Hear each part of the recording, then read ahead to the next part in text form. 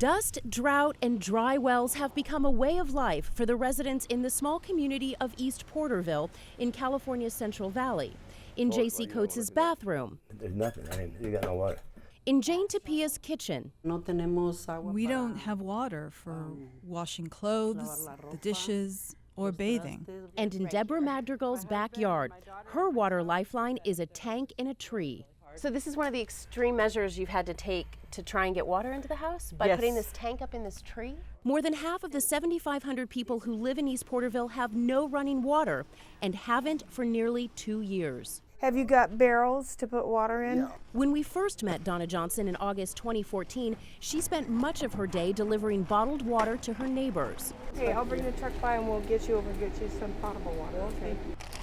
Today, she's still at it, busier than ever, but now she isn't just helping out residents.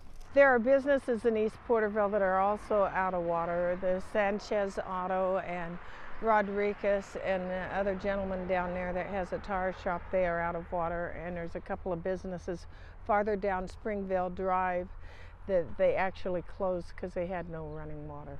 East Porterville has no central water system, so the majority of the town relies on private shallow wells that have run dry during California's record-breaking drought. We are like many other third world countries at this moment, and we still haven't resolved this issue. Many people consider a disaster when houses are crashing, tornadoes, like we've repeatedly said before, and when we see hurricanes, but this is a slow disaster.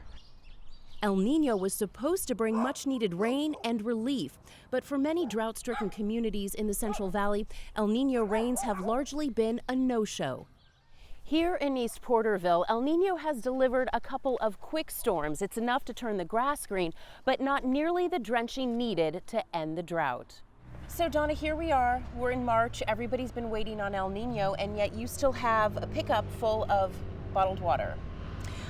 Yes, I'll probably be delivering water for quite a while. Right now, we would expect to receive about 5 inches of rain through this calendar day, but they've only received about 3 or 4 inches, so about an inch below average last time I checked. That's an inch below average in an El Nino year, and time is running out to make any real difference, according to Scott Rowe, a climate scientist with the National Weather Service. Imagine a large bucket representing the last 4.5 years of what we would normally expect to receive. The bucket in some locations is only half filled. Even if we get a lot of precipitation in the next 2 to 3 months, it's not likely that we're going to see that bucket filled. Without much help from Mother Nature, Tulare County officials have stepped in, but only with short-term solutions. From these large above-ground tanks to mobile showers, and now a drought resource center. It seems like instead of getting shorter, sometimes it gets a little bit longer. Resource coordinator Carolina Gamboa says every day as more wells run dry, 30 to 50 people come to the center in desperate need of help. How hard has it been on this community, do you think? It's been very hard. You know, people, we hear stories from people all the time, especially like the elderly people. They're not flushing their toilets at night. They're not able to do their laundry because they don't have water. I mean, we're doing our best to provide immediate assistance here at our drought center, but there's only so much we can do. Donna Johnson says she's one of the fortunate few. She could afford to drill a new, deeper well, but that's come with a price. I also felt like a survivor's guilt, like, oh my God, I got a well, they don't. And I felt very bad. But that's good, it spurred me to work harder to help the other people. Long-term solutions like connecting residents to public water systems from a neighboring city or drilling a new community well take time and money. 2 things East Porterville doesn't have.